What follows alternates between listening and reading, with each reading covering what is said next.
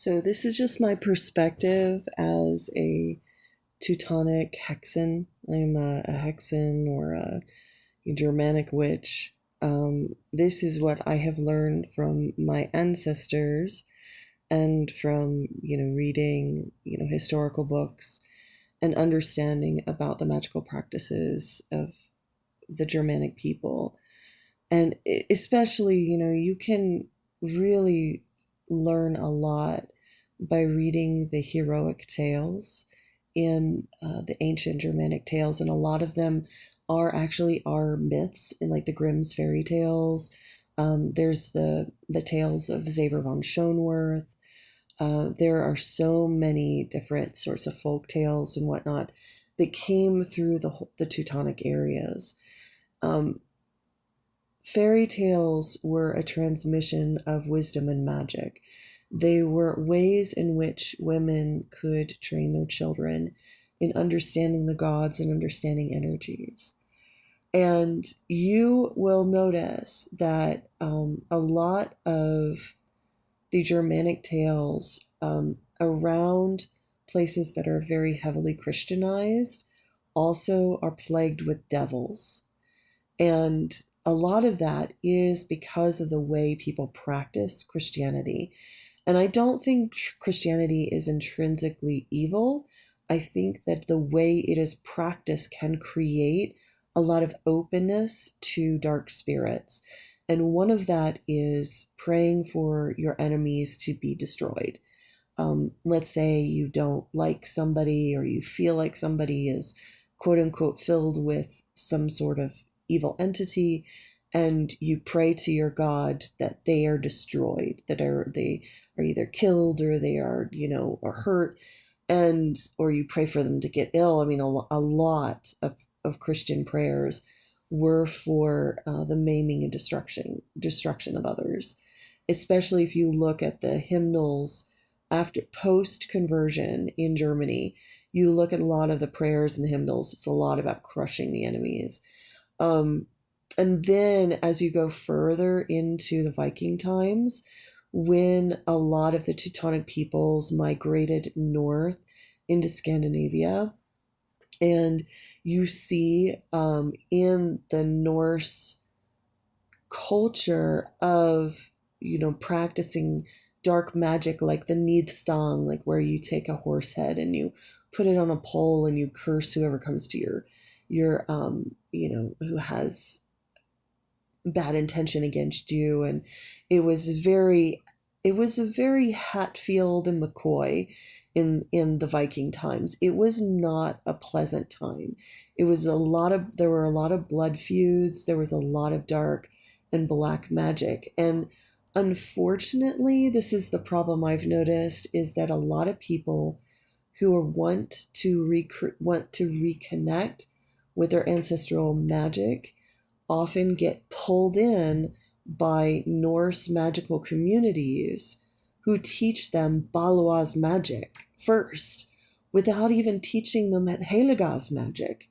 And you will see, this is one of the issues I had with all of the rune schools and the rune groups that I was in. Everyone was coming to me and wanting me to help them create a bind rune to curse others. And I was like, why don't you make a bind rune to heal your body and fortify your house and protect you and make you invisible from your enemies? Like, why don't you do that?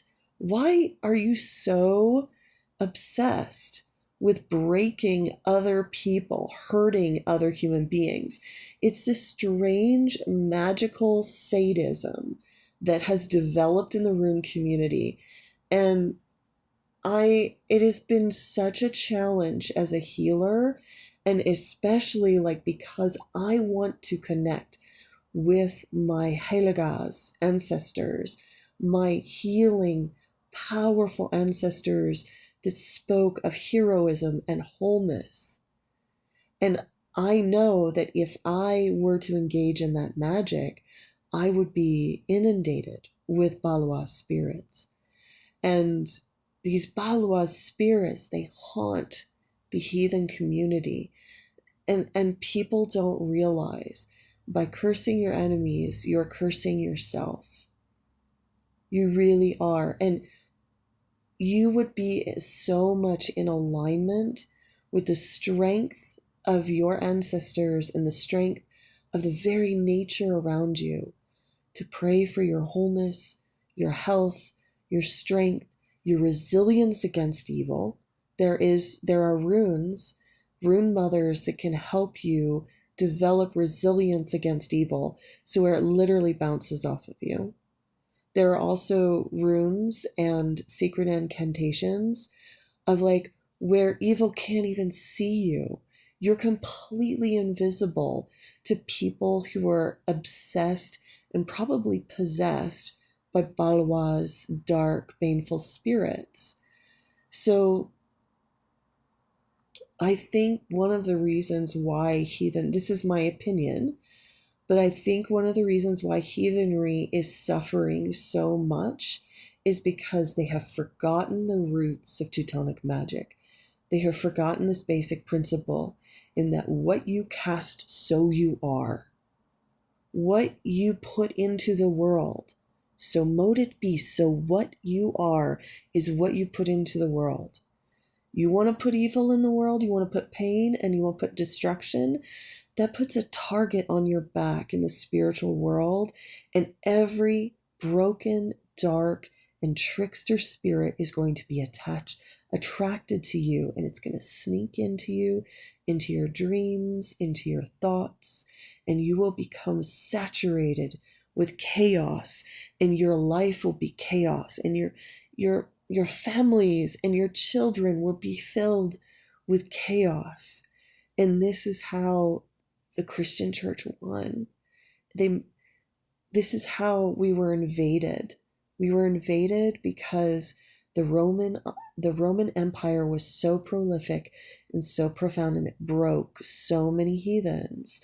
They developed a spiritual practice of battle magic to destroy one's enemies, not realizing that it was opening themselves up to the darkest of spirits, and it was creating generations upon generations of dark, baneful magic. And it cut ourselves off from the true, powerful Teutonic warriors that lived free in the mountains and the valleys of Germany. And our people slowly lost their beauty and their connection to their emotions and their connections to poetry and the joy of living. They became stoic, they became hard, and they became filled with trauma. And this extended into the Norse communities, and I see it continuing today. So if you are picking up runes for the first time, if you are seeking to connect with your ancestors, Norse or Germanic ancestors, take a very, very hard look at what energy you are putting out into the world. Focus on strengthening and seek wholeness. You are already creating an opening in your psychic senses after 1,000 years of trauma. We have behind us 1,000, maybe 2,000 years of trauma from our ancestors being colonized by Rome and the church.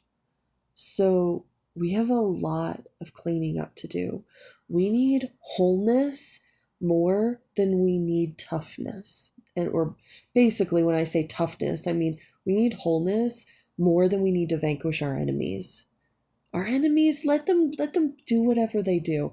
You stand strong. You protect your family. You protect your body. You protect your home. And you pray for the good people in your life that they're protected too. And that grows a whole and healthy tribe. It's the only way we're going to heal this vast trauma that we have had magically with our people.